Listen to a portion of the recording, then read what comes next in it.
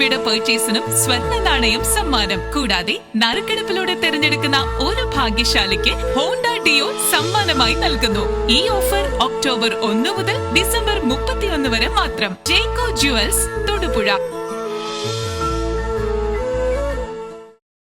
പല്ലാരിമംഗലത്ത് ലോക മുട്ട ദിനാചരണം സംഘടിപ്പിച്ചു. Panchayat vice president OE Abbas ഉദ്ഘാടനം ചെയ്തു.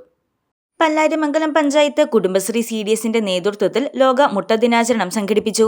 പഞ്ചായത്ത് ബഡ് സ്കൂളിലെ കുട്ടികൾക്ക് മുട്ട വിതരണം നടത്തിക്കൊണ്ട് panchayat vice president OE Abbas ഉദ്ഘാടനം നിർവഹിച്ചു.